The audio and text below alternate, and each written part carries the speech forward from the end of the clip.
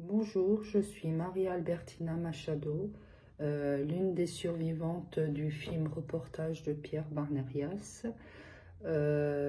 Beaucoup de monde m'ont demandé de mes nouvelles. Grâce à Dieu, je vais bien. La foi m'a beaucoup guidée,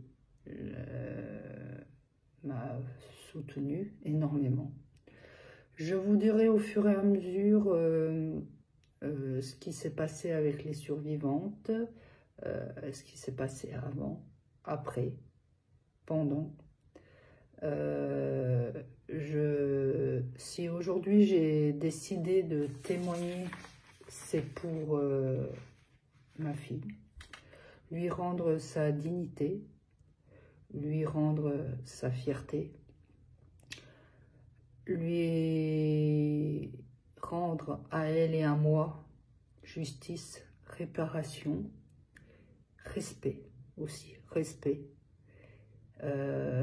Car mon histoire, elle est assez dure comme ça, elle a été assez violente comme ça, pour qu'on se permette de la salir, de la détruire, de s'en servir, avec ego, avec manipulation. Je ne permettrai plus personne maltraiter ma famille et me maltraiter. Mes pensées, c'est mes pensées. Mes choix, c'est mes choix. Mes souffrances et mes réactions font partie de moi. Et personne n'a le droit de me juger. Car mon histoire, elle restera à vie, mon histoire. Et si quelqu'un ose faire ce qu'ils ont fait jusqu'à maintenant, je pense que la justice divine et la justice sur terre va vite intervenir. Car personne n'a le droit de faire ce qu'on m'a fait. J'ai mis longtemps à le comprendre. J'ai refusé beaucoup d'interviews. J'ai même refusé de faire cette vidéo avec des gens, malheureusement, qui étaient super bienveillants, mais à cause de tout ce qui s'est passé, j'ai un grand manque de confiance envers l'humanité. Mais j'ai foi en Dieu, ça va revenir. Je commencerai par vous expliquer, pour ceux qui n'ont pas suivi, ce que j'ai subi dans mon enfance, en quelques mots, en quelques phrases, parce que si je vous explique tout, je pense qu'on va y passer un long moment. Non pas que j'ai pas envie, bien sûr, je reviendrai pour d'autres témoignages si vous le désirez, parler de ce que j'ai subi. Mais c'est juste quelques étapes pour que vous compreniez pourquoi j'ai décidé de témoigner. Depuis ma naissance, j'ai vécu 2 jours après ma naissance, viol, abus sexuels, entre l'ASE, des parents bourreaux, éducateurs, directeur de foyer, qu'à l'époque on l'appelait la DAS, et maintenant ça s'appelle l'ASE. Des violences assez graves avec des gens connus, que je parlerai sûrement plus tard, pas dans cette vidéo, mais plus tard, en témoignage pour d'autres victimes. Toute ma vie, j'ai été maltraitée, violentée, violée, séquestrée et sous l'emprise de beaucoup de bourreaux. Mais j'ai jamais lâché, j'ai porté plainte. J'ai j'ai emmené en justice beaucoup de mes bourreaux, où j'ai eu reconnaissance, on va dire. Reconnaissance de tout ce qu'on m'a fait. Bien sûr, il y a encore des longs combats derrière pour récupérer les dommages et intérêts. Mais l'important, c'est qu'ils ont été condamnés.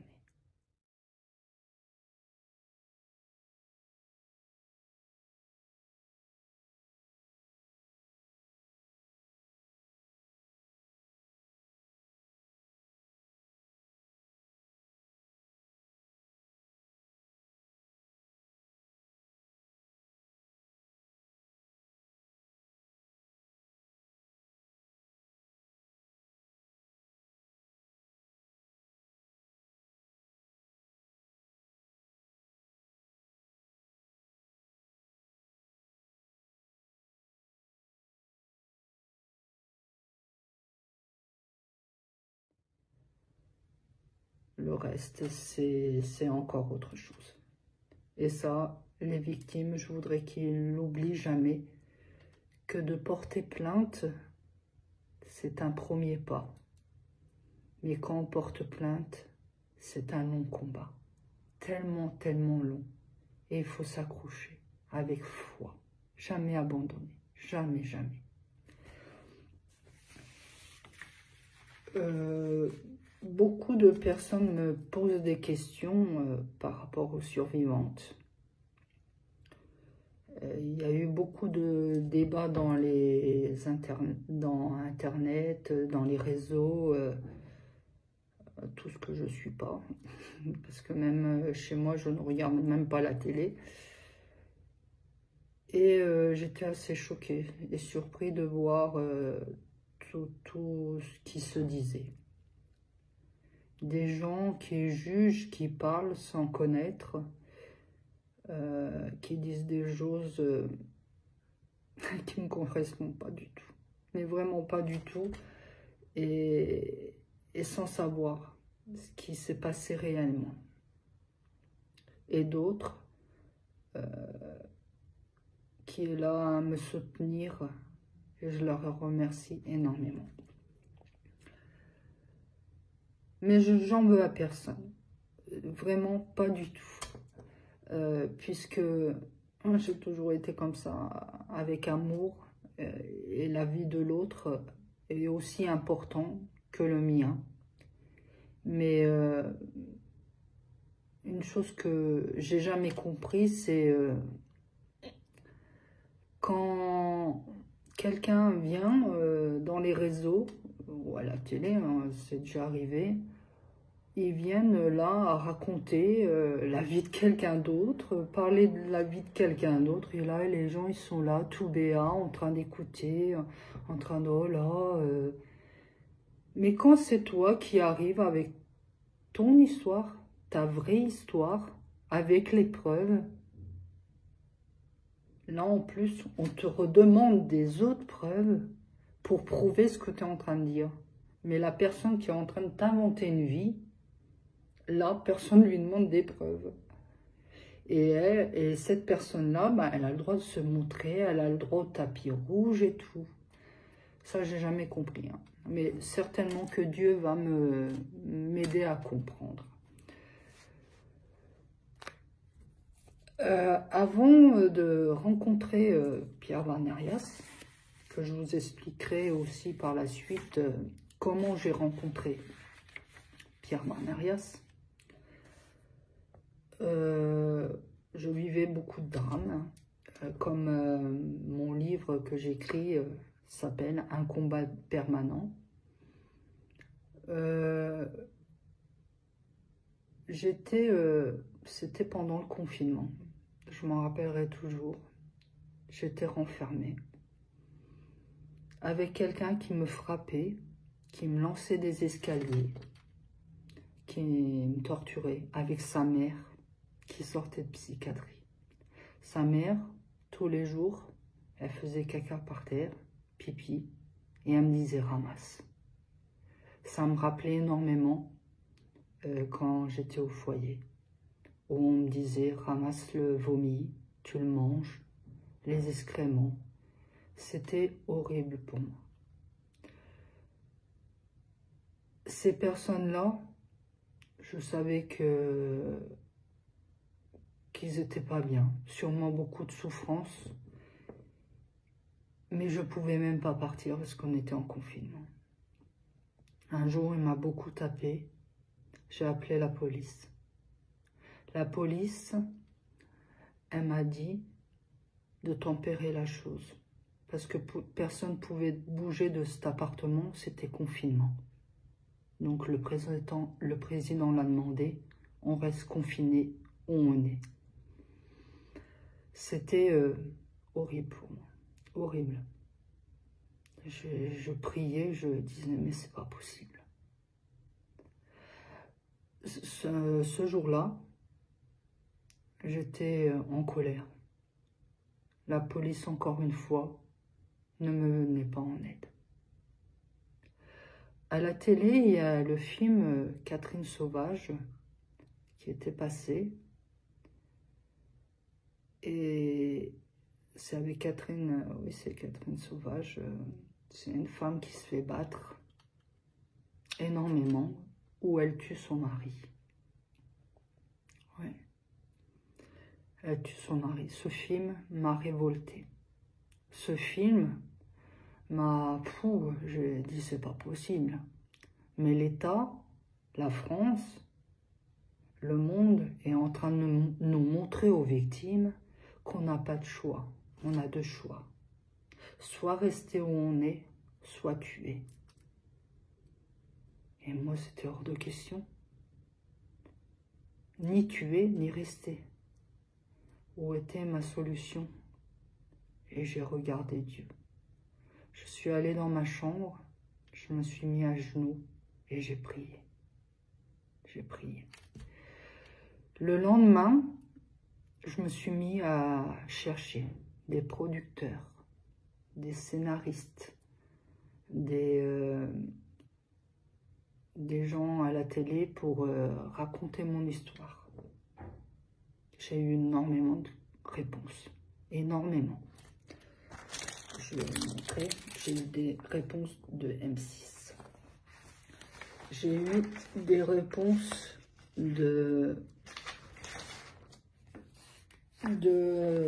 d'entreprises de production. J'ai écrit pour aussi écrire mon livre. J'avais eu des réponses.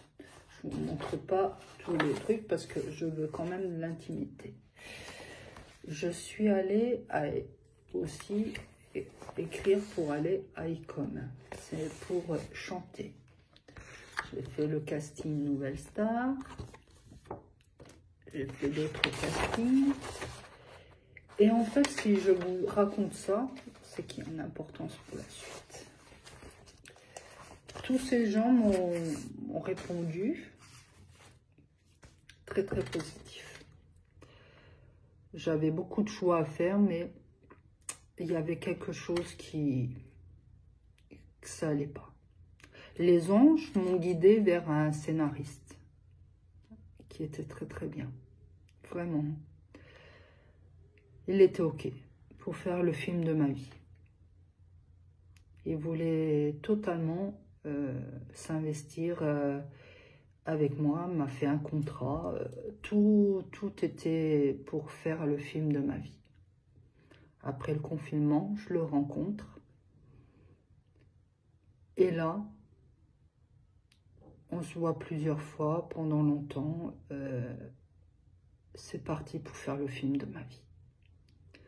Donc ça aurait été mon histoire qui serait racontée dans un film où je ne serais pas dedans, en fait, on ne m'aurait pas vu, mais mon histoire, elle aurait été dedans. Beaucoup de producteurs voulaient acheter mon histoire, que j'ai refusé. C'était pas le message que mon cœur et mon âme m'appelaient à dire. Je sais pas pourquoi. C'était pas ça.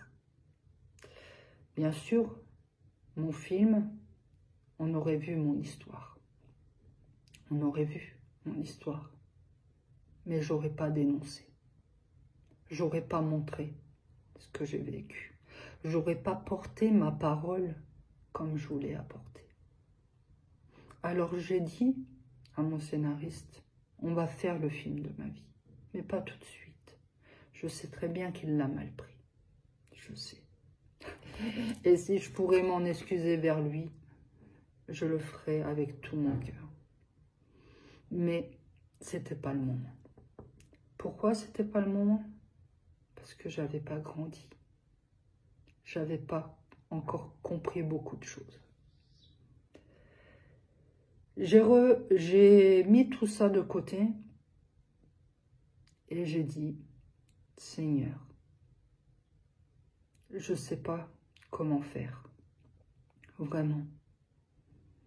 Il faut que je porte mon message comme vous me l'avez demandé depuis tant d'années, en votre nom. Mais là, avec ce scénariste, oh bien sûr, j'aurais eu de l'argent, bien sûr. Je pouvais même vendre mon histoire. Aujourd'hui, ma famille et moi, on serait avec de l'argent sans être dans le besoin. Mais ce que j'avais vécu, tous ces drames, je voulais le porter beaucoup plus haut. Un message d'espoir, d'amour, où on voyait ce que j'ai vécu. Je me fais refrapper à nouveau, lancer à nouveau par les escaliers contre le frigo.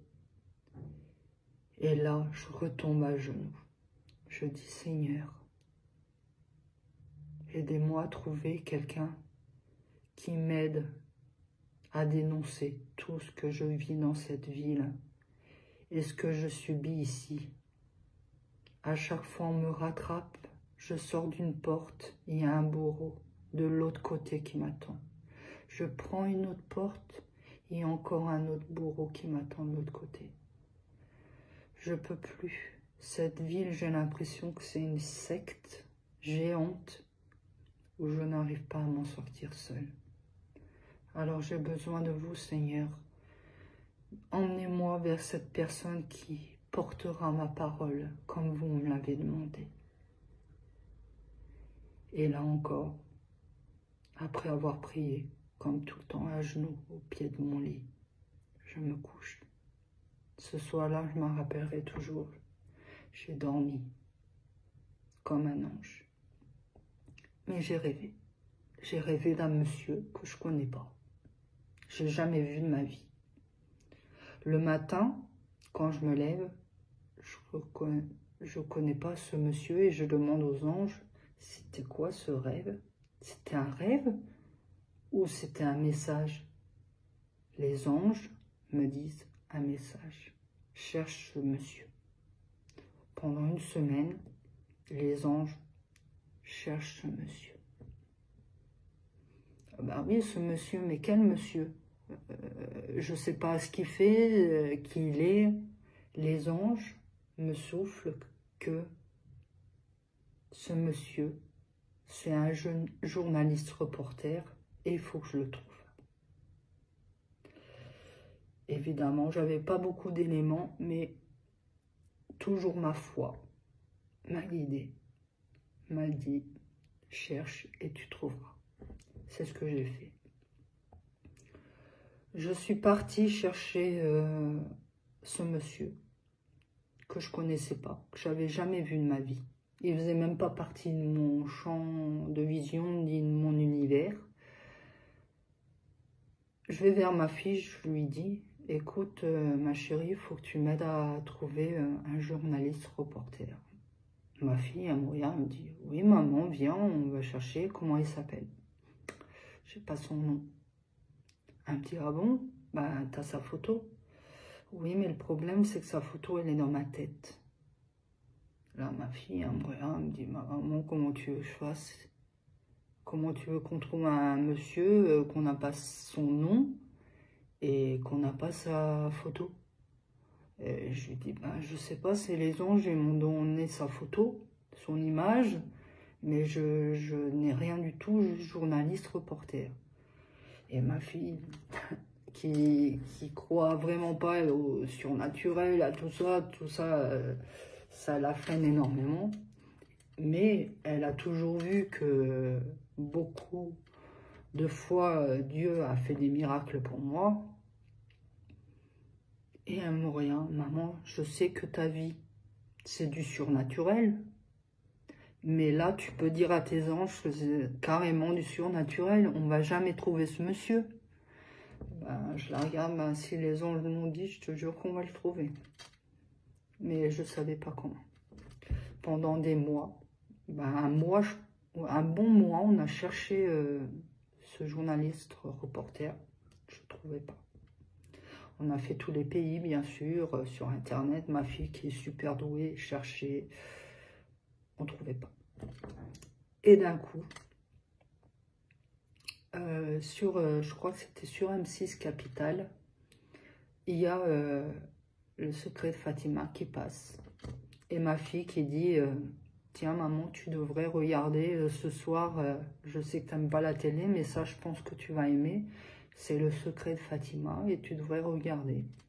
Ah, je lui dis, ah oui, envoie-moi un message pour me le faire rappeler. J'adore, je vais regarder. Et là, je sais pas, naturellement, je lui ai dit, c'est qui a fait ce reportage? Et elle dit, bah, je sais pas, je vais regarder, ça s'appelle comment? Et là, elle tape secret de Fatima.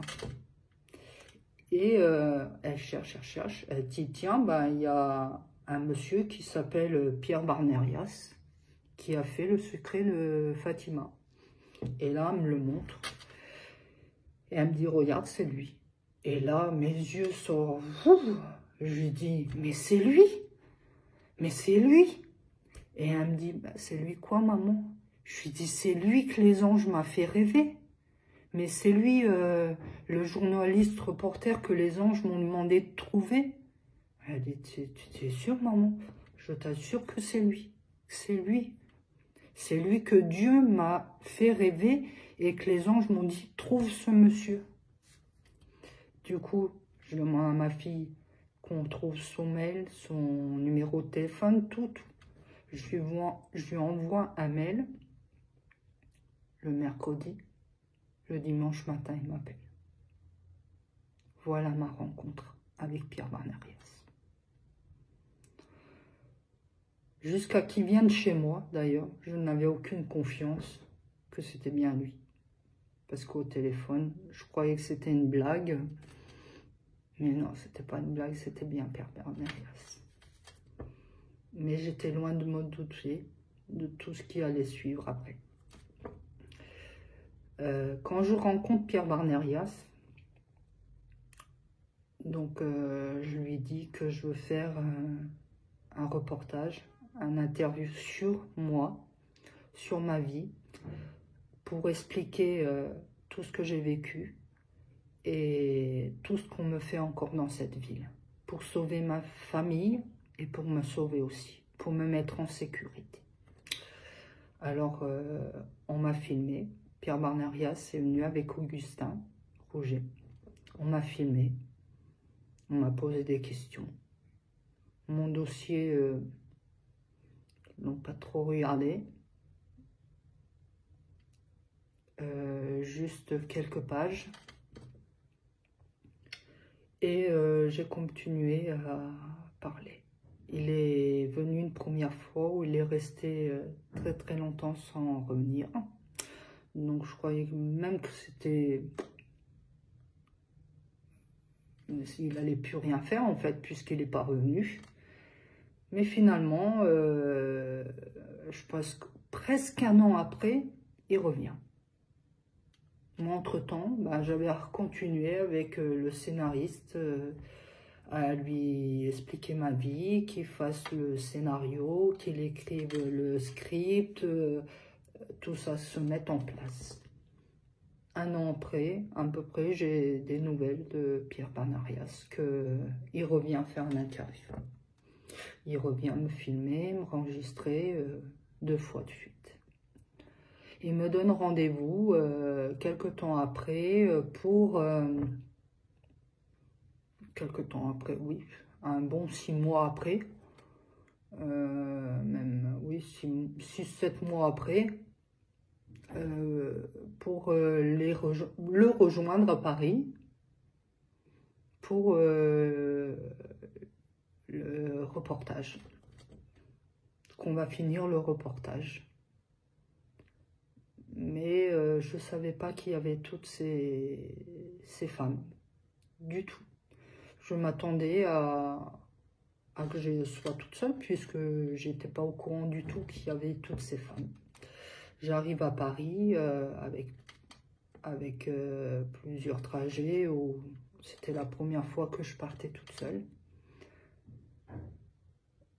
J'arrive, je vois un gros van avec plusieurs personnes à l'arrivée et qu'on m'annonce que je vais au Mont-Saint-Michel. Ah bon? Oui. On m'annonce là, je vais au Mont-Saint-Michel. Déjà, moi, je suis terrifiée parce que je rencontre Hélène. C'était très difficile pour moi. Je vois Sylvie, Jamila, Augustin, et on me dit qu'on va faire des kilomètres pour aller au Mont-Saint-Michel. Une fille qui a été très très gentille, où ça a collé tout de suite, Jamila. Mon âme l'a reconnue totalement. Tout de suite, on s'est tout de suite bien entendu, qu'elle a pris soin de moi pour m'emmener, parce qu'elle a vu, elle a compris tout de suite que j'étais pas au courant. J'étais tétanisée d'être là devant tout le monde. Et du coup, ben, nous voilà partis. Nous voilà partis au Mont-Saint-Michel, où je rencontre les autres du film. Je vous avoue que tout ça, c'était compliqué pour moi. Très compliqué parce que je me retrouve avec des gens que je connais pas. Des gens où je dois manger avec eux. Vous lirez, je vous lirai tout à l'heure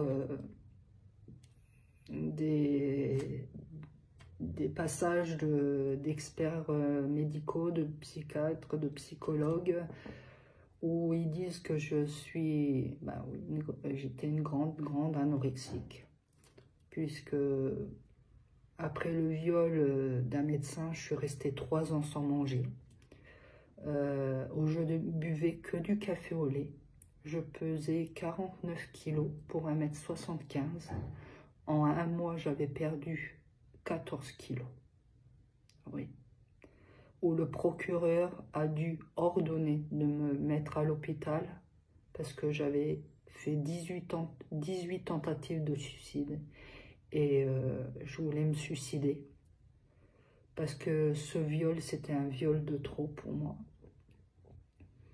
et je pouvais plus. Donc se retrouver à table avec ces survivantes, c'était un combat énorme pour moi. Mais je l'ai surmonté. J'avais de gros traumatismes. C'est comme si on m'avait attrapé et on m'avait lancé dans une piscine sans savoir nager. Et j'ai dû venir au bord et sortir de la piscine toute seule. C'était sûrement que ça faisait partie de mon chemin de vie. Et une leçon de vie aussi, parce que ça m'a fait grandir.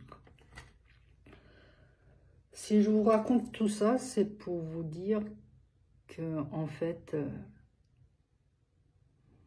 ce qui s'est passé ensuite avec les survivantes, c'est quelque chose que j'autoriserai plus jamais. Que ça soit bien clair, avec personne. Personne n'a le droit de me traiter comme on a fait. J'étais venue pour témoigner de mon histoire. J'étais venue pour apporter mon message à moi, pas ceux des autres. Le message que Dieu m'a demandé d'apporter. Ces souffrances que j'ai vécues, ces drames que j'ai vécus, que l'être humain m'a fait subir, Dieu m'a sauvé. La foi m'a sauvé. Et aujourd'hui, je suis fière de le dire, que la foi m'a tellement sauvé qu'aujourd'hui, je suis là devant vous à vous parler. Il y a quelque temps, je ne pouvais même pas parler. Même pas au cinéma. J'étais terrifiée. Terrifiée parce qu'on me contrôlait. On essayait de me faire dire ce que je ne voulais pas dire. J'étais sous l'emprise d'une femme diabolique. Aujourd'hui, je n'ai plus peur de le dire. On m'a jugé, on m'a montré du doigt. Chaque fois que je disais que ça allait pas, on me répondait, soit je ne suis pas le monopole de la souffrance. Hein? Bien sûr que non, je ne suis pas le monopole de la souffrance. Malheureusement, il y a beaucoup de gens sur Terre qui souffrent. C'est pour ça que j'avais décidé de parler avec mon histoire.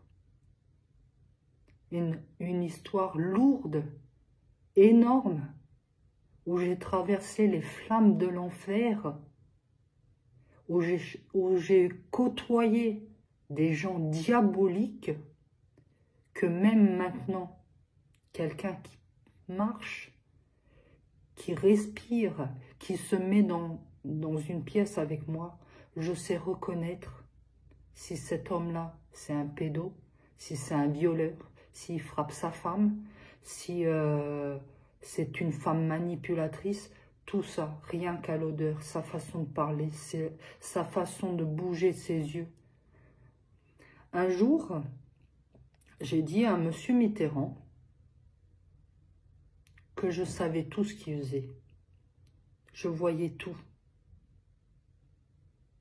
Et M. Mitterrand, il m'avait dit droit dans les yeux, un jour au pouvoir, il y aura pire que moi. Et ça sera la fin pour tout le monde. Je l'ai regardé, j'ai rigolé, j'ai dit non, non monsieur, il ne sera pas pire que vous, il sera comme vous. Sauf que vous savez quoi? La différence, c'est que le monde verra clair. La lumière éclairera toutes ces âmes et tout le monde verra ce que vous essayez de cacher. Mais il sera le même que vous, c'est tout. Donc moi, j'ai appelé à l'aide dans les survivantes. J'ai essayé de dire ce que je vivais. Non.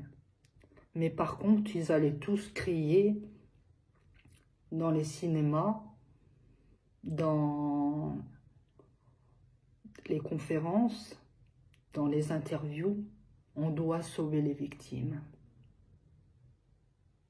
Mais quand une victime est à vos côtés, dans votre équipe, elle vous appelle à l'aide, vous dites quoi? Limite, je vais rester poli, hein. Chacun ses problèmes, parce que c'est pas comme ça que vous me l'avez dit. Et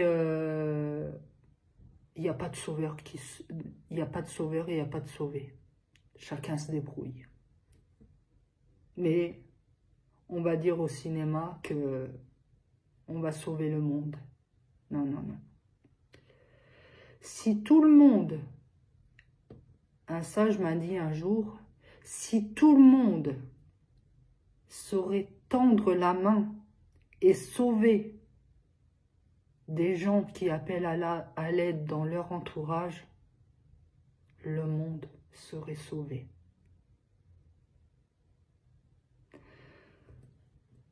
Moi, quand j'ai voulu dénoncer, c'était pas pour montrer quelqu'un du doigt, puisque mes procès, je les ai tous gagnés.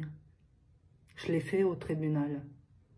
Mes preuves, je les ai emmenées au tribunal, contrairement à d'autres. Hein. Parce que moi, en fait, il fallait que je raconte la vie des autres. Moi, beaucoup de fois, les interviews, quand j'étais en train de parler de ma vie, hein, même par rapport à Mitterrand, je ne pouvais même pas répondre. Je ne pouvais même pas répondre aux questions, puisqu'on allait me répondre, je savais, derrière, on me disait quoi? Mais il ne faut pas dire ça, malheureuse, ça veut dire que les autres, ils avaient le choix, mais malheureuse, il ne fallait pas dire ça, tu mets en porte-à-faux les autres. Non, je mets en porte-à-faux personne, je n'accuse personne, je montre personne du doigt, j'étais là pour raconter mon histoire, pas celle des autres. Je vais vous prendre un exemple pour vous raconter la suite après.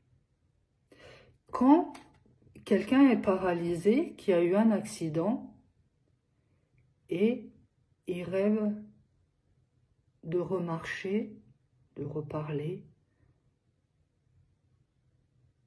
et il prie Dieu, il a tellement la foi, et il se bat comme un dingue. Hein. Malgré tout ce que les médecins leur disent, il se bat comme un dingue pour se relever de son fauteuil roulant. Parce qu'il a la foi. Et pourtant, derrière, on lui répète autre chose. Celui-là, ben Dieu va lui donner la grâce. Et il va remarcher. Il va reparler. Il va reprendre toutes les capacités qu'il avait perdues. Dieu lui a donné la grâce à ses prières. Pourquoi? Parce qu'il avait la foi. Moi, quand j'osais dire que j'ai pas tué, on me disait tu tues, sinon on te tue, tu frappes, sinon on te frappe, tu violes, sinon on te viole. Et que moi je disais non, j'ai toujours refusé. Bien sûr, on m'insultait d'insolence, que je disais je ne tuerai point. Au nom de Jésus, je ne tuerai point, je ne me salirai pas les mains. Vous pouvez me tuer, vous pouvez faire ce que vous voulez, c'est votre choix. Mais en aucun cas, je me salirai les mains. De toute façon, vous allez le tuer. De toute façon, vous allez me violer. Alors faites ce que vous avez à faire. Et regardez là-haut, Dieu vous regarde. Moi, je ne tuerai pas. Est-ce que ça veut dire que moi, je suis en train d'humilier ceux qui l'ont fait? Non, je suis juste en train de raconter mon histoire. Comme m'a dit ma sophrologue, mais non Maria, tu racontes ton histoire, tu n'es pas là en train de blâmer les autres qui malheureusement ont dû le faire. Non. On a chacun une histoire, chacun un chemin de vie, chacun une mission à accomplir, mais jamais à critiquer l'histoire de l'autre et à juger comme on m'a fait, moi, à me contrôler de mon histoire, à me contrôler, à me faire venir limite ce que je n'étais pas, à me donner des peurs encore plus que j'avais. Mon histoire restera à vie, mon histoire. Que je la partage avec les survivantes ou que je la partage avec qui que ce soit, ça restera mon histoire. Et vous l'avez salie, les survivantes, et l'équipe Barnerias aussi. Vous l'avez salie. Vous ne l'avez pas mis en valeur, mon histoire. Vous n'avez pas emmené mon message d'espoir comme Dieu m'a demandé. Quand Pierre Barnerias vous avez lancé le premier jet, vous m'avez demandé si ça me convient. Je vous ai dit que non. Je les ai dit, relisez bien vos messages, ça ne me correspond pas. Pierre, enlève-moi. Ça ne me correspond pas. Je ne me sens pas à ma place. Ça ne veut pas dire que c'est pas bien, votre film reportage. Ça ne veut pas dire que ce que vous racontez, c'est faux. Ça ne veut pas dire, non, j'avais jamais dit ça. Jamais. On m'a accusé de tout et de rien. Que j'étais là pour détruire le film, que j'étais manipulée, des tas de choses qui ne sont pas moi du tout. Mais vraiment pas. Non, je voulais juste emmener mon message d'espoir. Et de ce que je voulais, vous m'avez tous sali. Oui, on a commencé à me salir de plus en plus quand j'ai commencé à dire que non, ça ne me correspond pas. Que non, je me laisserai plus manipuler. Que non, on va plus me faire être victime. Alors je me suis retirée. Hein? Au fur et à mesure, je m'éloignais. Beaucoup de fois, je suis venue pendant presque plus d'un an et demi. Après le Mont-Saint-Michel, j'ai pas arrêté d'être avec Dalila Sadok. On en vient. Madame Dalila Sadok. Eh oui. Je la suivais partout. Ah oui, parce qu'elle me le demandait. Oui. J'ai énormément de messages ou de preuves où je pourrais montrer, je vais en montrer quelques-unes, hein, mais pas toutes, puisque je les garde pour le procès qui aura lieu. Bien sûr, parce qu'il y aura une procédure. C'est terminé, se faire manipuler. C'est terminé, je ne suis plus cette victime où on veut rabaisser, où on veut humilier, où on veut voler, manipuler pour de l'ego, pour du buzz ou je ne sais quoi. C'est hors de question. Mon histoire, c'est pas un buzz. Mon histoire, c'est pas une histoire d'argent, comme je vous ai dit tout à l'heure. Si j'aurais voulu me faire de l'argent, j'aurais pas choisi Pervers Nerias. Si j'aurais voulu me faire de l'argent, hein, je serais allée avec mon scénariste. Je serais allée sur M6. Hein, je serais allée vendre mon histoire à un producteur. Aujourd'hui, je ne serais pas en train de mentir. Je ne serais pas du tout là, devant vous, en train de vous parler hein, de ce qu'on m'a fait encore subir, alors que moi, je venais apporter mon témoignage. Hein. Quand j'étais avec Dalila, j'ai vu beaucoup de choses. Et tu le sais, Dalila Sadok, tout ce que j'ai vu. D'ailleurs, c'est pour ça que tu t'es comporté comme ça. Parce que tu pensais qu'un jour, j'allais parler. J'allais pas le faire. J'allais pas parler. Jusqu'à que tu attaques ma famille. Et là, c'est hors de question. Il y a eu beaucoup de messages, oui, venant de cette femme, où elle les postait sur le groupe Soutien Maria. D'ailleurs, beaucoup de gens qui ont vu Soutien Maria, je pense qu'ils les ont vus, ces messages. Dans le groupe des survivantes, que je vous parlerai après, de cette équipe. J'essaie d'être centrée le plus possible parce que c'est difficile pour moi. Je n'ai jamais fait de vidéo toute seule, déjà d'une. Mais d'une autre, de reparler de cette femme qui a beaucoup d'énergie négative, mais pas que. d'énergie diabolique. Vous comprendrez. Restez bien jusqu'à la fin. Vous comprendrez pourquoi. Cette femme, je l'ai vue. Parfois, je l'ai même filmée. Quand les anges me disaient « va vite », la filme. Je l'ai enregistrée parfois, des moments où j'étais outrée. Je l'ai vue. Cette femme qui demandait à des gens de dire que ses enfants ils étaient dans le même réseau. Cette femme, je l'ai vue payer des gens. Cette femme, je l'ai vue trafiquer des mensonges. Cette femme encore, Madame Dalila Sadok, hein, je l'ai vue me manipuler, je l'ai laissé faire. Je l'ai vue de mes yeux être cette femme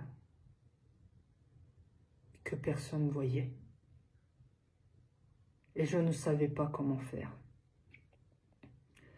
Car en fait, ce qui me retenait, c'est ses enfants. Bien sûr, ses enfants. C'est le premier truc qui m'a attiré, ses enfants. Elle criait à tout le monde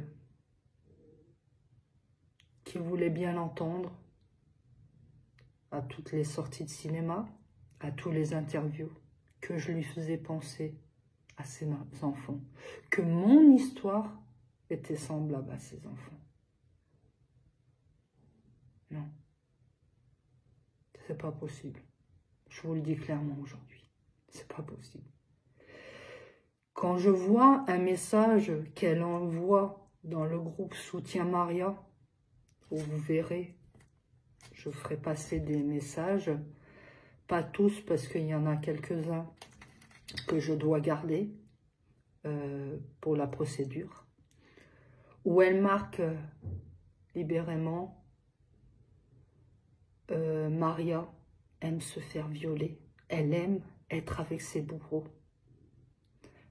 Alors moi je lâche l'affaire, je laisse tomber. J'aimerais un jour que quelqu'un m'explique quelle maman désenfantée peut dire ça. Quelle maman? Quelle maman au monde qui est désenfantée peut oser dire ça à une victime qui a été violée 2 jours après sa naissance jusqu'à l'âge de ses 45 ans? Je ne crois plus en rien de cette femme. Des messages, mais pas que. Elle m'a volé. Pendant toute la tournée hein, qu'on a été avec les survivantes, on allait chez des gens. Je la voyais, ce qu'elle faisait. Et pourtant, je ne disais rien. Je ne disais rien parce que je pensais qu'à une chose, sauver ses enfants. Mais je m'oubliais et je mettais en danger ma famille. On allait chez des gens bienveillants, où pendant longtemps, ces gens-là me disaient « tu dis pas que tu étais là, tu parles pas de nous ». Et ils nous faisaient des dons. Et ils disaient pareil, tu dis pas qu'on t'a fait des dons. Moi, j'ai tenu ma promesse, je n'ai rien dit. Même à ma fille, je disais pas à l'endroit où j'étais. Je l'appelais en vidéo, je lui montrais des photos, mais jamais je lui disais où j'étais. Qui c'étaient ces gens-là? Rien du tout. Pas respect pour eux. Mais Dalila, elle, tous les dons que j'avais, elle les volait. Et elle accusait quelqu'un d'autre. Elle me les prenait. Elle accusait tout le monde et personne. Mais je savais très bien que c'était elle. Je me retrouvais sans rien. Parfois, elle ne volait plus. Elle me disait, Maria, tu me les donnes. Et tu dis, ben, aujourd'hui, je peux le dire à Delphine, Liliane, je peux le dire, puisque apparemment, je me suis fait agresser par un message. Comment ça, Maria, tu n'as pas reçu de don? Hein? Tu n'as pas reçu de dons de Diliane et de Delphine? Ah bon, je croyais que ça devait être confidentiel. Mais finalement, j'ai pas menti, hein, Augustin et Pierre. Hein, puisque Madame Sadoc me volait tout, donc je n'ai rien eu. Donc finalement, je voulais protéger ces gens qui m'avaient avec bienveillance demandé de garder le secret, ce que j'ai fait devant Dieu. Et puis Madame Sadoc qui me vole et qui prend tout. Donc, non, non, Madame Sadoc, c'est fini. Votre jour de gloire est terminé. Si, comme on dit, on va remettre l'église au milieu du village, parce que si vous avez emmené l'église dans la forêt, ben moi je vais venir la récupérer, hein, parce que j'en ai besoin pour prier. Hein. Moi j'aime bien des fois aller à l'église. J'aime beaucoup prier dans ma chambre, hein, mais j'aime aussi aller à l'église. Donc je vais la remettre au milieu du village, hein, parce que là, ça va plus. Hein. Et si vous voulez travailler dans le monde de scénariste, hein, allez voir s'il n'y a pas de la place pour vous. Hein. Je peux même vous appuyer parce que, question, vous inventez des vies, question, inventer des vies aux autres, je pense que vous êtes la première. Chapeau, chapeau. Hein. Donc, des messages que vous verrez circuler de Madame Sadoc, de ce qu'elle m'a envoyé. Hein.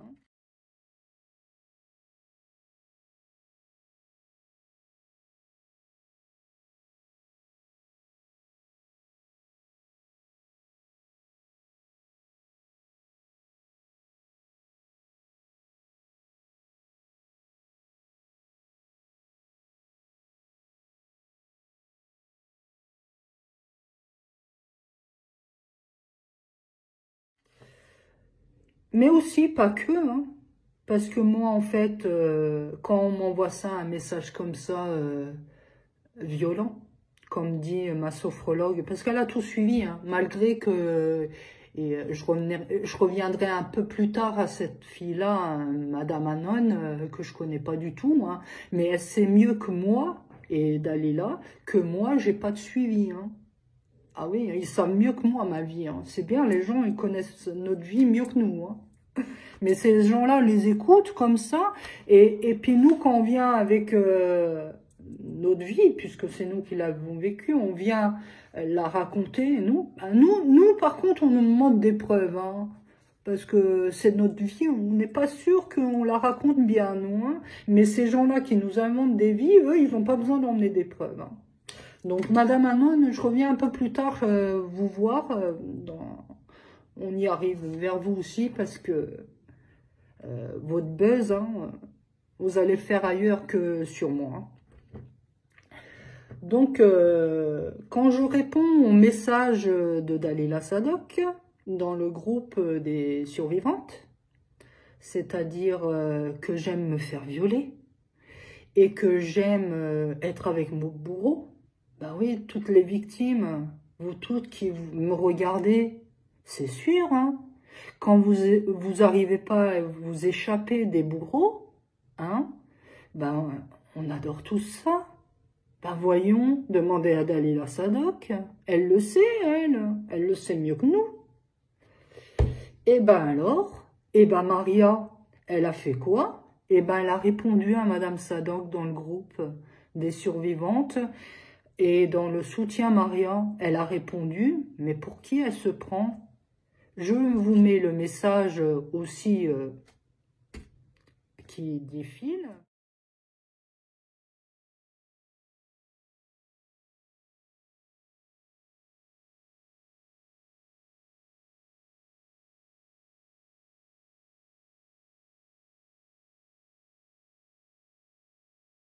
Vous allez me dire s'il est agressif ce message. Je vous laisse être acte de vos pensées et regardez le message que j'ai répondu, malgré que je vous rassure que c'était très très violent pour moi.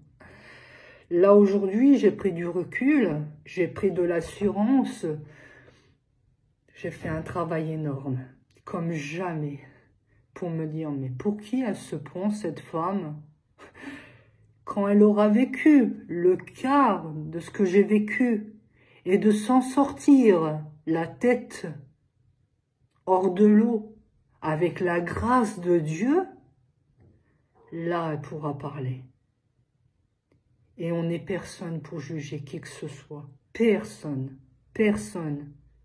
Et encore moins de dire à une victime qu'elle adore se faire violer ou se faire ou être avec son bourreau. Et moi, là, je réponds. Et là, toutes les survivantes, pratiquement toutes les survivantes, s'en prennent à moi. Hein? Pourquoi t'as répondu? Mais ça a été public, mais tu n'avais pas à répondre, tu vas nuire au film, tu te rends pas compte, t'as pas vu le mal que t'as fait au film. Hein? C'est moi qui fais du mal au film.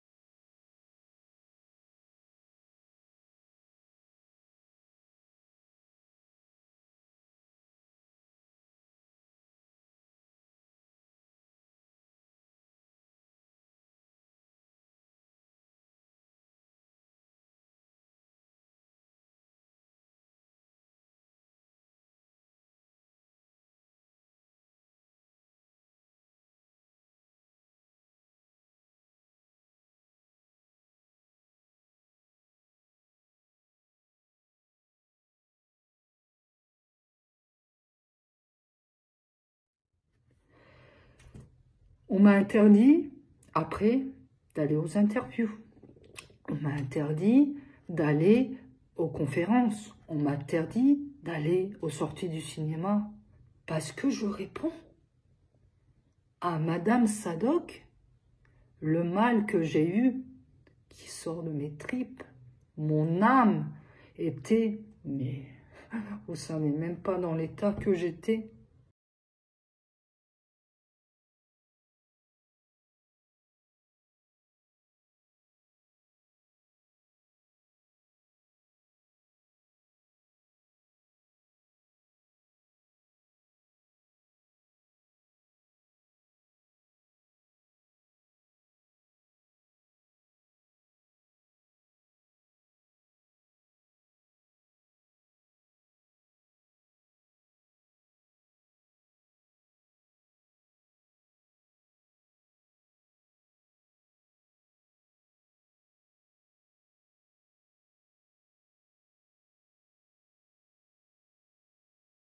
Quand je vois ce message, qu'en même temps, j'étais en train de me faire frapper, parce que j'avais envoyé dans le groupe une vidéo de comment se comporte l'homme avec qui j'étais, hein, que je me faisais lancer des escaliers, et qu'en même temps de tout ça, je vivais des drames incroyables mais vrais, que je vous parlerai plus loin.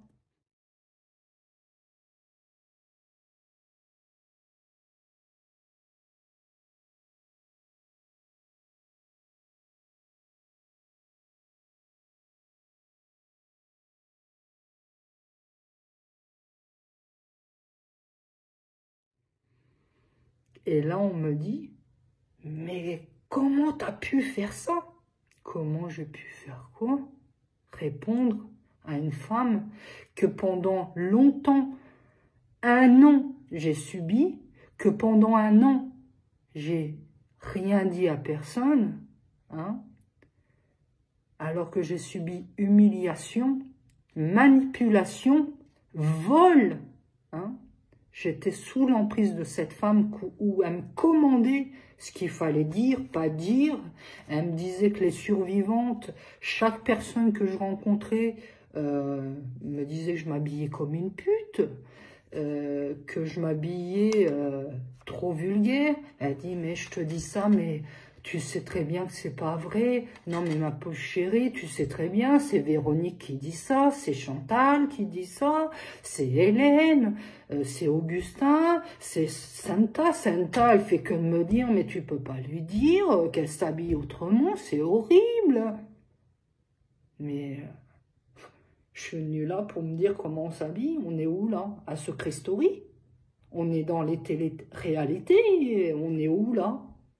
Non mais vous croyez vraiment que Dieu m'a demandé de venir me porter un message d'espoir pour me dire comment je m'habille, comment je parle, comment je raconte mon histoire? Mais non, non, non, non. Je suis pas en train de jouer à Secret Story.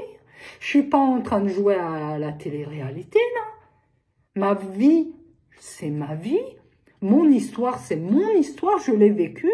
Je n'ai pas encore à subir des injures, de la manipulation de survivantes, hein, et non plus de la fraude. Mais on est où? Et quand j'appelle à l'aide, on me dit quoi? Mais c'est pas mon problème, ça concerne pas le film. Mais non, ça concerne pas le film. Bien sûr, monsieur Bernarias, que ça concerne pas le film.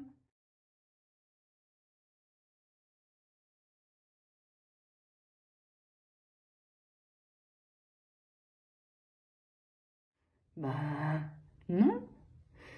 Ben, admettons, je sais pas, moi, il y a quelqu'un en entreprise, il se fait agresser, il vient, il dit au patron, je me fais agresser, manipuler, ça fait des années que ça dure, il me vole et tout, j'osais pas en parler, mais là, ça va trop loin, il s'en prend à ma famille, je vous le dis. Ah bah oui, je vois bien le patron. Excusez-moi, ça ne me concerne pas. Du moment que l'entreprise, ça fonctionne, que je me remplis les poches, tout va bien pour moi. Hein. Ça ne concerne pas mon entreprise. Allez vous débrouiller. Hein. Monsieur Barnerias, je vais vous dire ce que ça fait, ce que vous faites. Vous voulez que je vous dise ce que ça fait, ce que vous faites? Ça fait comme les bourreaux que j'ai eus. Quand je vous vois aller dans la sortie des cinémas, quand je vous vois dans les interviews dire que vous voulez sauver et apporter la parole des victimes, ben la mienne déjà vous l'avez pas portée du tout. Parce que ma parole, c'est pas du tout ce que vous portez en fait. Parce que la parole de Dieu ne parle pas de Satan. Hein. Vous, chez vous, vous parlez que de ça, hein, H24, hein. Satanisme. Et moi, quand en fait je parle de Dieu, parce que c'est Dieu qui m'a sauvé, je ne l'oublierai jamais. C'est Dieu qui me sauve hein, de tout ça. Là, par contre, je fais secte, moi. Oh, je fais secte. Hein. Mais quand j'entends de votre bouche, monsieur Barnerias, que vous dites c'est pas votre problème, ah oui, votre problème c'est quoi? De vous empocher l'argent des survivantes? C'est quoi votre problème, monsieur Barnerias hein? De faire les tournées et même d'aller vendre j'ai pas très compris, c'est public, les gens peuvent acheter notre histoire, les gens, c'est dans tous les pays, vous m'avez demandé mon avis à moi. Est-ce que moi j'ai envie que mon histoire soit dite dans tous les pays? Est-ce que moi je veux que mon histoire soit affichée dans tous les pays? Ou dans les réseaux. Est-ce que moi j'ai envie? Est-ce que moi je suis quelqu'un qui m'affiche? Non, non, non. Moi, je suis pas quelqu'un qui m'affiche. Hein. Ça fait 1 an que j'entends des choses. Est-ce que quelqu'un m'a vu hein, dans un interview? Est-ce que quelqu'un m'a vu faire quoi que ce soit hein? J'ai fait des interviews. Allez, on va dire 2-3 avant que le film y sorte et 2, on va dire 2-3 aussi après que le film y sorte. Hein. Donc votre problème, monsieur Barnerias, c'est quoi hein? D'aller... non, non, non, moi je pense pas en fait. Ça fait comme mes bourreaux, vous savez, je vais vous raconter, ça fait quoi? Quand vous me répondez ça, moi ça me lance à la tête... quand j'étais en train de me faire violer par un médecin, hein, où une infirmière, elle est rentrée et elle a fait, je mettrai aussi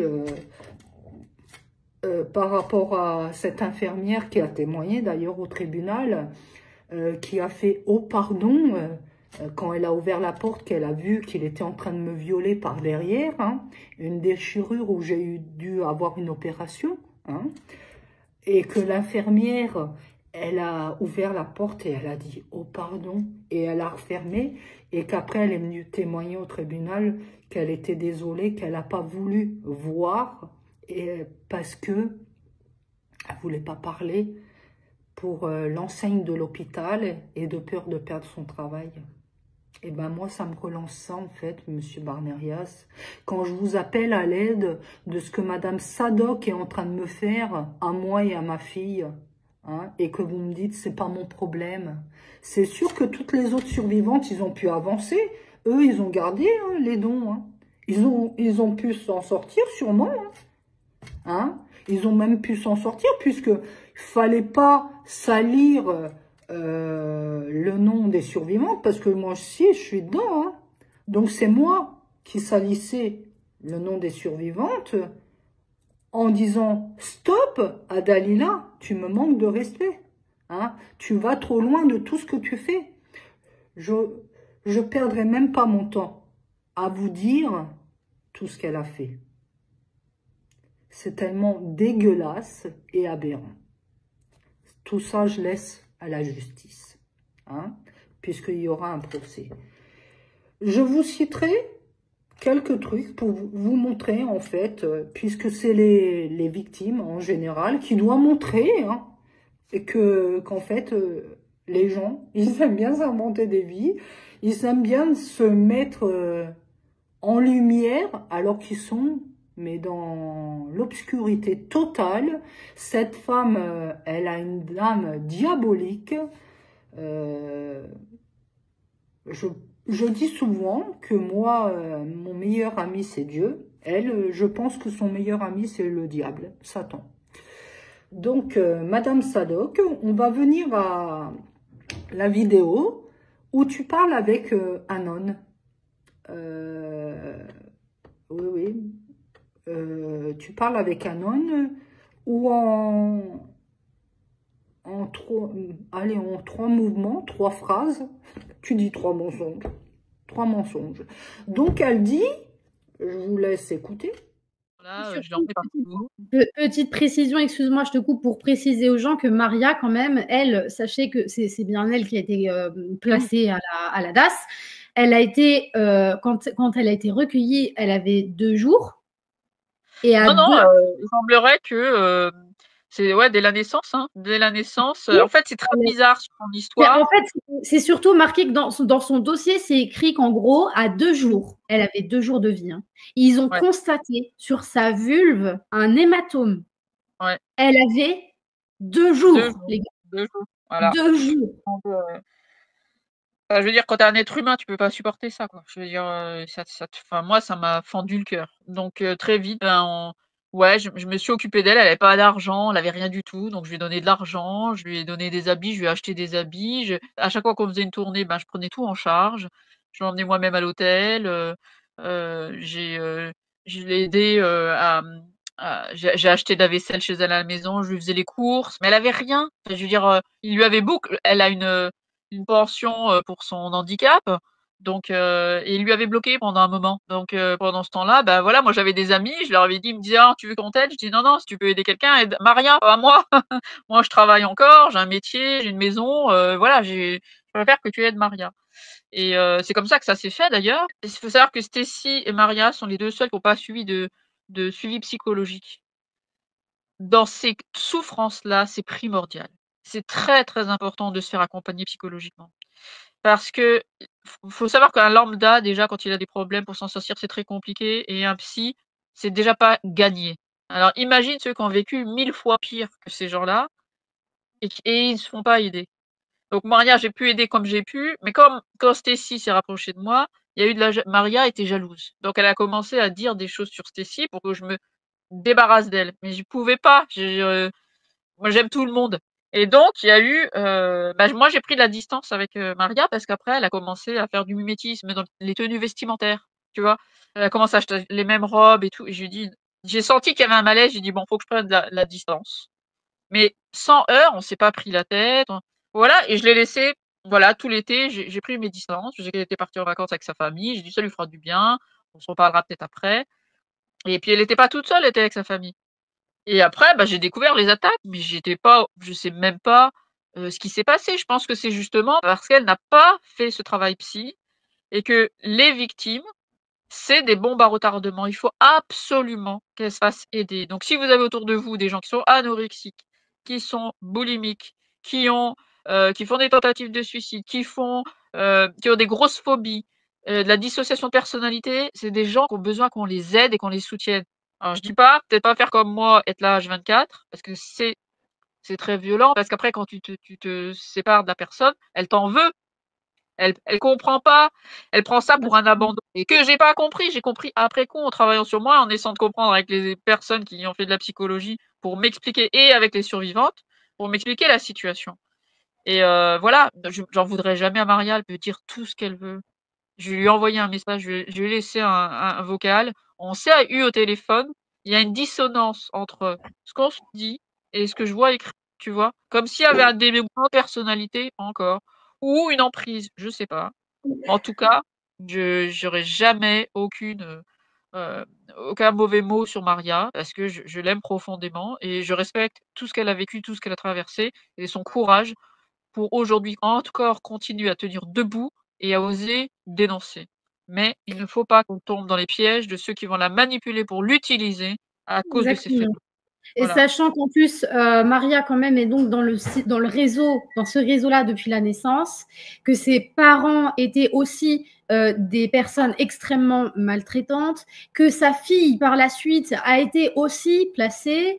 Enfin, c'est un système générationnel, en fait, où chaque enfant de cette génération-là finit placé.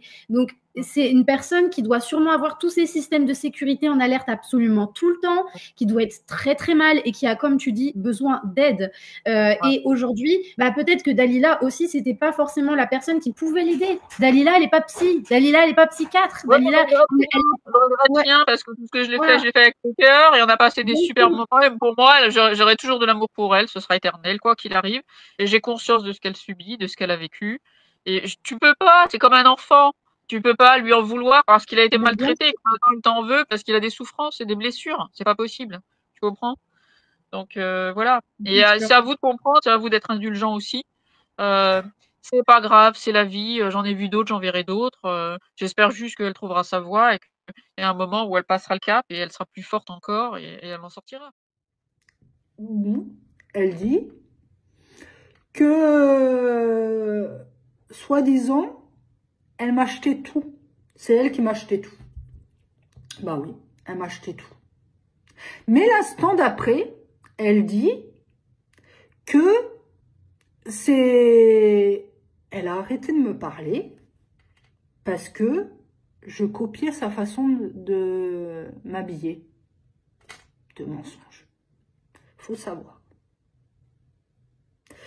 Madame Sadoc, soit vous m'habillez vous-même, vous m'achetez mes habits, parce que moi, je sais pas, j'avais rien en fait. D'accord? Soit c'est moi qui achetais mes habits et je vous copiais. Faut savoir. Vous pouvez m'éclaircir? C'est quoi? Donc, vous n'êtes pas bien, vous m'achetez les mêmes fringues que vous.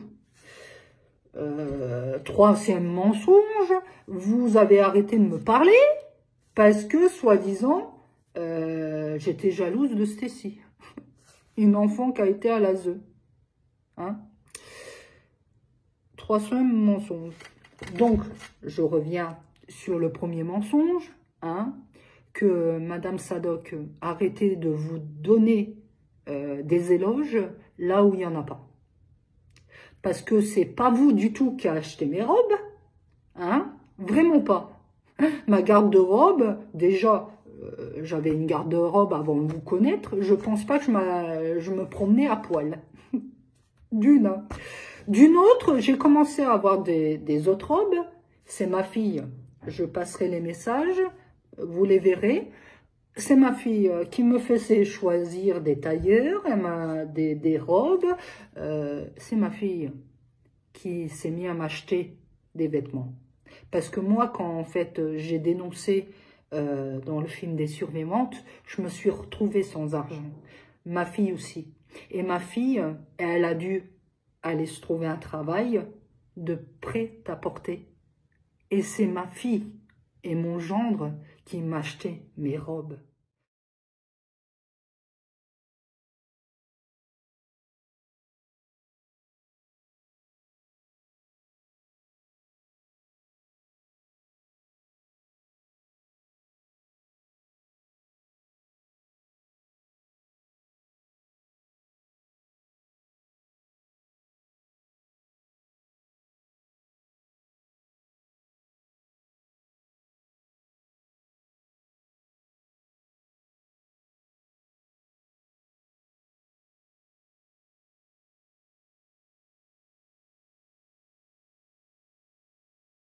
Pourquoi elle m'achetait des robes? Là est la question. Parce que Madame Sadoc me disait que Chantal, que Véronique, que Hélène, que Santa, que Pierre, que tout le monde, Liliane, Delphine, la liste est longue, hein, Muriel, Brigitte, disaient tous que je m'habillais comme une pute. Donc, moi encore, j'étais encore dans le truc de victime. Parce que tout ça, c'était nouveau pour moi. Donc, qu'est-ce que je fais, moi? Je me suis sentie mal. Je croyais que c'était vrai, que tous ces gens me jugeaient sur mon corps. Je vous lirai quelques textes, notamment des experts, de comment je me sentais, moi. Hein? Et je n'étais pas en paix avec mon corps, du tout. Je n'aimais pas. Je n'aimais pas mon corps.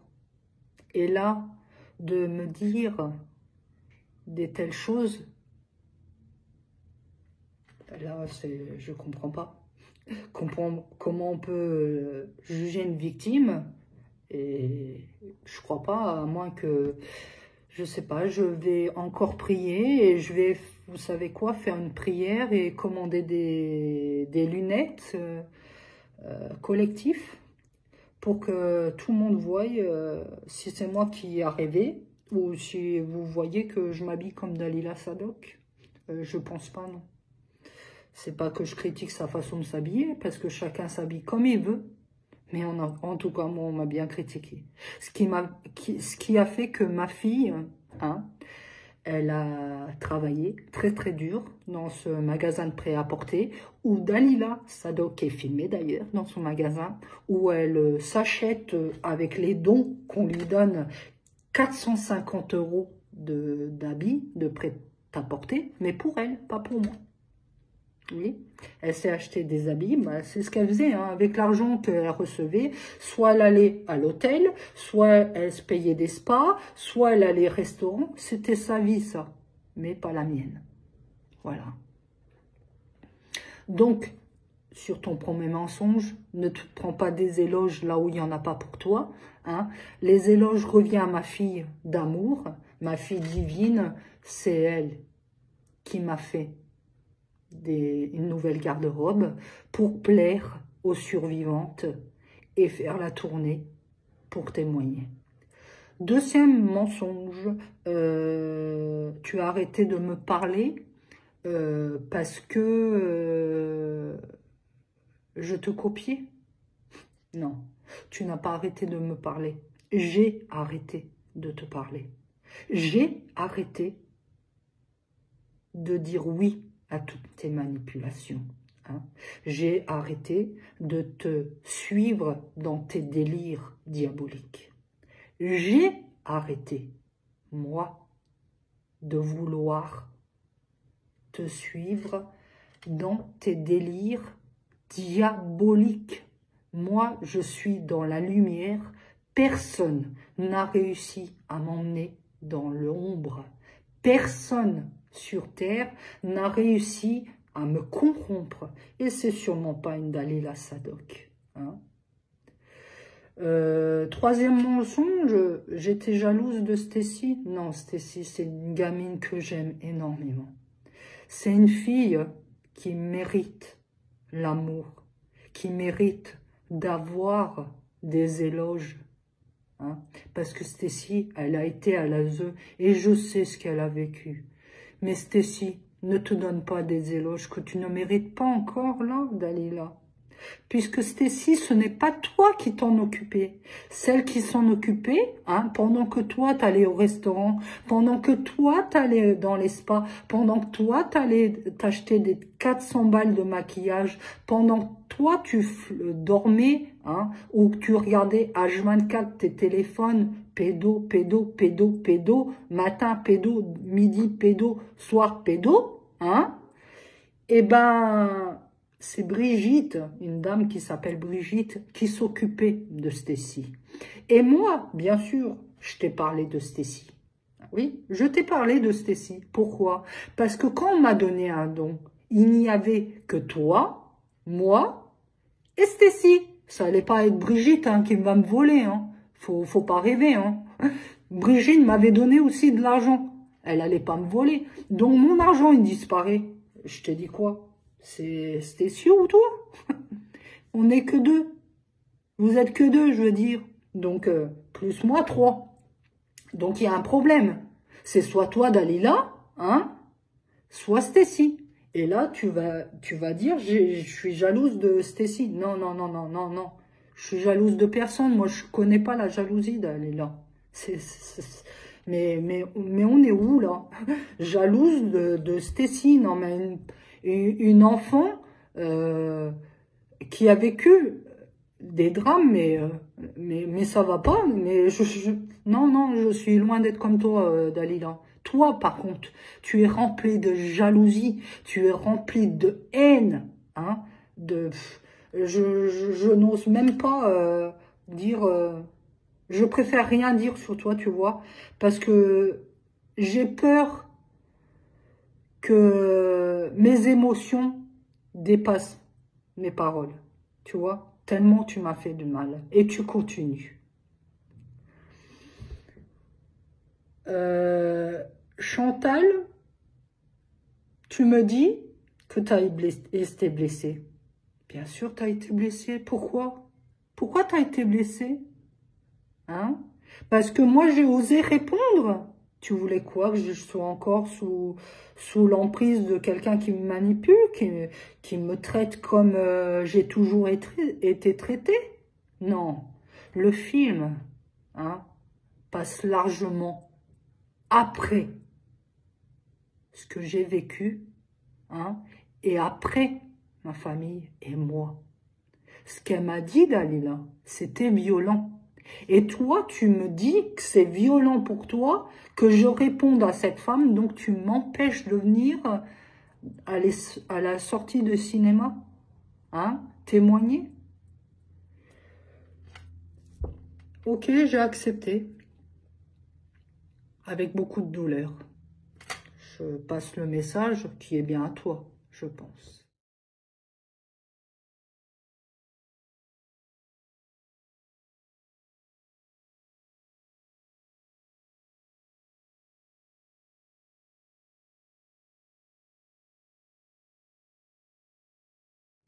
D'autres messages aussi, où on me dit « Oh Maria, si tu as besoin de dons, parce que tu n'as plus rien, tu es à la merci de tout le monde, il faudrait un peu changer de look, il faudrait changer aussi ta tenue, hein, parce que les gens que je connais, ils ne te donneront pas. »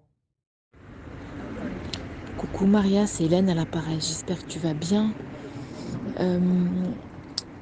J'ai vu ton appel, c'est super, je vais prier pour ça, pour que tu aies l'argent, que tu puisses voilà, déménager avec ta famille en sécurité, que tout ça soit écologique au sens de OK pour toi, et que ça fasse un tout.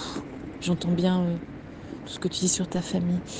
Il y a une remarque sur un des canaux et moi je pense que cette personne a dit quelque chose de juste, c'est qu'il te propose de changer ta photo sur l'appel parce que t'es une belle femme, Maria, tu vois, t'es mince, tu mets des fringues assez moulantes. Et pour un truc comme ça, c'est vrai que ce serait mieux de faire un... Voilà, si tu peux mettre des fringues moins moulantes, t'as pas forcément, voilà, mais je pense qu'il y a une... Et puis tu mets pas trop de maquillage, enfin voilà, c'est juste parce que ça renvoie une image de personne qui est dans la séduction. Voilà, et je pense que ça aide pas forcément pour l'appel des fonds. Bon voilà, écoute, tu fais comme tu le sens. Moi c'est juste un... Je pense que c'est un bon conseil que cette personne te donne et je voulais juste t'aider à le décoder. Voilà, en tout cas, je prie pour que l'abondance soit dans ta vie, Maria. Et puis quand je fais cette petite prière, je vois des roses tomber sur toi. Je te fais des gros bisous et si tu trouves mon message pas clair, on peut se rappeler. Je t'embrasse fort, à bientôt. Combien de fois il va falloir vous le répéter que moi, l'argent, je suis pas quelqu'un de vénal. Aujourd'hui, celui qui en a et qui a été mauvais, vous croyez que demain il en aura? Non. Celui qui est en bas, un jour peut être en haut. Et celui qui est en haut, un jour peut être en bas. Moi, l'argent, c'est pas un moyen de m'acheter. Moi, l'argent, c'est pas un moyen de me tenir en laisse. Hors de question. Mais depuis quand? Depuis quand on peut se permettre de dire de telles choses? Non, c'est hors de question. Moi, plus jamais. J'ai dit non à l'argent à des gens puissants. J'ai dit non à des gens horribles, sataniques, pour de l'argent. Et je vais dire oui pour un film que moi, j'ai témoigné. Et que c'est moi que vous dites que j'ai mis le film en danger. Non, c'est hors de question. Arrêtez, s'il vous plaît. Arrêtez. J'ai mis en danger le film. S'il vous plaît, j'aimerais vous faire une demande. C'est que vous retournez tous, mais tous, revoir ce film, Les Survivantes. Retournez, s'il vous plaît. Faites-le pour moi et pour ma fille. Et pour ma famille. Retournez voir ce film. Et vous allez voir dans ce film, je la mets là, la photo.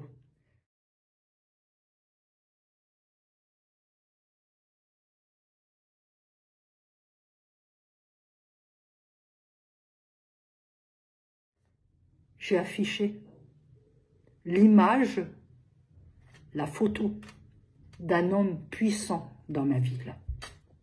J'ai affiché la secte où il m'a emmené, où il voulait me renfermer, et que grâce encore à Dieu, je m'en suis sortie. J'ai affiché. Dites-moi, quelle est la victime que vous avez vue qu'il a affiché?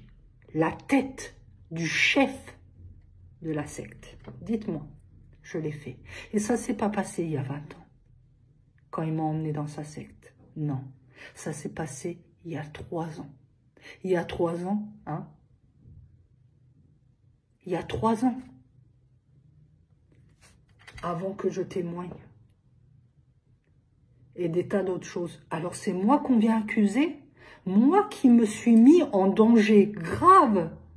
Moi qui a mis en danger ma famille.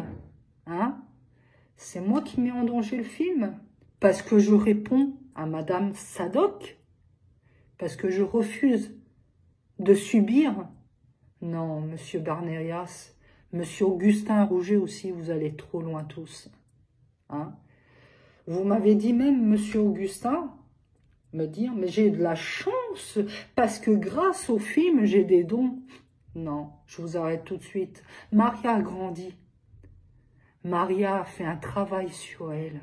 Maria, c'est hors de question que vous dites que moi, j'ai de la chance d'avoir des dons. Non, parce que j'ai dénoncé, parce que j'ai eu la foi et le courage de dénoncer mes bourreaux, je me suis retrouvée sans rien. Et aujourd'hui, je dois être là à mendier. Et les dons, ils sont contrôlés par vous. Parce que quand je suis pas de votre avis, j'ai pas de dons. Quand je suis de votre avis, et là, bizarrement, j'ai des dons. Donc, je continue par rapport à ce que tu as raconté, Dalila, avec Anon. Ah, tiens, on arrive à Anon. Madame Anon, avec tout le respect que je vous dois, on se connaît. Vous connaissez mon histoire. Est-ce qu'un jour je me suis confiée à vous? Je pense pas, non, hein? Peut-être vous avez connu ma famille. Si c'est le cas, vous pouvez me le dire parce que je la recherche. Peut-être vous avez élevé ces cochons, peut-être. Mais moi, en fait, je vous connais pas. En quel honneur vous pouvez dire et laisser dire une dame, hein, ah oui, vous avez vu son dossier. Mais je crois pas que vous avez vu le mien. Déjà, son dossier, il existe que dans sa tête, hein, et dans la vôtre, hein, parce que son dossier, il est imaginaire. Hein. J'ai traîné 1 an et demi avec elle, s'il vous plaît. Hein. Un dossier où j'ai vu que même la partie adverse dit qu'elle est histrionique. Hein. Je vous lis mes dossiers. Même la partie adverse ne m'insulte pas. Hein. Je vous lirai plus tard ce qu'il dit sur moi. Hein. Il n'y a pas de problème. Hein. Hein. Donc, je suis pas sûre de comprendre ce que vous voulez, Madame Anon. De parler de moi. Vous croyez quoi? Que vous allez faire un buzz sur ma vie? Hein, on se connaît pas, je pense pas. Hein. Et si vous êtes comme tous ces jeunes qui veulent faire le buzz sur TikTok, sur les réseaux, je suis désolée si vous êtes maman. Hein, j'ai pas de conseils à vous donner hein, parce que on se connaît pas. Mais en fait, c'est pas comme ça. Je pense qu'on apprend aux enfants et aux ados. Que la vie se gagne en faisant le buzz. Oui, parce que je sais que c'est Dalila Sadok qui vous a payé. Je sais très bien comment elle fonctionne. Hein. Elle récupère des dons, elle récupère de l'argent chez tout le monde pour après aller payer ce qu'elle a envie de faire. Les gens pour qu'on témoigne pour elle, pour qu'on fasse le buzz pour elle, non, mais c'est bon, elle l'a fait à tout le monde devant moi, donc je sais, Madame Anon, que vous êtes payée pour faire le buzz, en fait, mais faites pas le buzz sur ma vie, parce que vous savez rien du tout, en fait. Et je tiens à vous annoncer aussi que vous aurez l'honneur de me rencontrer prochainement dans une audience, hein, parce que pour diffamation, hein, vous le savez, hein, allez vérifier combien ça coûte la diffamation sur des gens quand des procès ont été jugés. Hein, allez voir, je vous invite à aller voir parce que le buzz, c'est pas trop mon truc en fait. Donc, allez faire le buzz sur... non, même pas. Pas sur quelqu'un d'autre, parce que ce que je veux pas pour moi, je le veux pas pour les autres. Donc, arrêtez votre buzz. Faites du buzz sur vous. Oui. Apparemment, j'ai vu que vous avez plein de comptes. Oui, faites des buzz avec les plantes, avec vos godes, je sais pas, avec tout ce que vous aimez. Hein. Moi, je juge pas, hein, tranquille. Hein. Ou allez à Secret Story. Ils en recherchent à ce moment, je suis au courant, ça a commencé les castings, hein. Si vous voulez, hein, je peux vous donner les coordonnées, hein, faites le buzz, hein. Secret Story, ils ont beaucoup besoin de gens comme vous, hein. Ça marche, en plus à la fin, il y a une grosse somme à gagner, hein. Ça vous irait très très bien, Madame Anon, hein, parce que d'inventer autant de conneries que vous inventez sur les gens, fou. Je ne sais pas si vous arrivez à dormir le soir avec tout ça. Hein. Bon courage. Hein. Ben, je vais prier pour vous quand même parce que je me dis que la société, si elle continue avec leur buzz dans les réseaux, je ne sais pas où on va aller. Hein, parce qu'on a des enfants et des petits-enfants derrière. Hein. Donc, faut assurer tout ça. Hein. Bon, je reviens à nos moutons, c'est-à-dire Dalila Sadok. On continue. Par rapport à que j'ai répondu à Madame Dalila Sadok, c'était horrible. Donc, tout le monde n'était pas content après moi parce que j'ai répondu à Madame Dalila Sadok. C'est horrible. Ah oui, oui, c'est horrible. Hein. Mais aussi... ah bah tiens, c'est le moment de parler de la question de qu'est-ce que je pense de Claire Gabriel. Ah bah oui, voyons. Apparemment, c'est moi qui lui ai demandé de faire tous les posts qu'elle a fait. Vous me donnez un peu trop de pouvoir hein, quand même, hein, parce que non, c'est pas moi. Hein. Je laisse les honneurs à ceux qui le méritent et je laisse le travail à ceux qui l'ont fait, à eux. Moi, j'ai rien à voir là-dedans, hein. Ce que j'avais vécu avec Dalila Sadok, je l'avais très bien dit à Claire Gabriel, que c'était deux choses différentes. Ce que j'ai vécu avec Dalila Sadok, c'est une chose.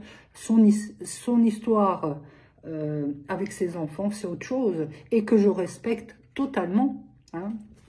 Parce que, tenez, je vais vous raconter, je ne vais pas vous répondre ce que je pense de Claire Gabriel, de ce qu'elle a fait. Je ne vais pas vous répondre. Je vais juste vous parler de mon expérience et en fait, je vais vous laisser à chaque fois le discernement de voir de tout ce que je raconte en fait et tout ce que je vais poster en même temps. Vous allez avoir le discernement vous-même. Ça va répondre tout de suite. En fait, Claire Gabriel, je la connaissais pas du tout. Hein. Bien avant le film des survivantes, j'ai connu Claire Gabriel par le biais de Dalila Sadok, où j'étais chez elle, à Dalila Sadok, dans sa maison. Hein. Oh, bizarrement, hein, c'est rare qu'on ait été chez elle, hein, parce qu'en général, Madame Sadok, elle va squatter chez tout le monde, et téléphone, restaurant, les spas, ou alors hôtel de luxe. Mais là, bizarrement, j'étais chez elle. Et elle me parle que Claire Gabriel, elle aimerait bien me faire une interview, discuter avec moi. Moi, j'avais beaucoup d'a priori de parler avec tout le monde, des peurs aussi. J'avais très très peur. Donc, c'était un peu dur pour moi. Donc, je me suis dit, parler, mais être affiché sur les réseaux, des interviews, ça me faisait peur. Mais j'ai accepté. Les anges m'ont dit, vas-y, hop. Et j'ai accepté aussi parce que Dalila Sadok m'a dit, Maria, tu peux faire confiance à Claire Gabriel. Elle fait jamais un post sans vérifier ses dires. Tout ce qu'elle dit, c'est la pure vérité. Elle ne ment jamais. Je la fais confiance, mais à 100%, c'est une nana géniale.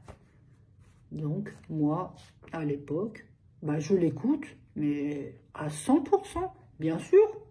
Pourquoi je ne l'aurais pas écouté, une maman désenfantée qui est en train de me dire que ses enfants vivent ce que j'ai vécu? Eh ben, je l'écoute. Mais j'ai Claire Gabriel au téléphone, tout de suite, c'est passé tout de suite. J'ai adoré. C'est passé tout de suite. On s'est entendu super bien.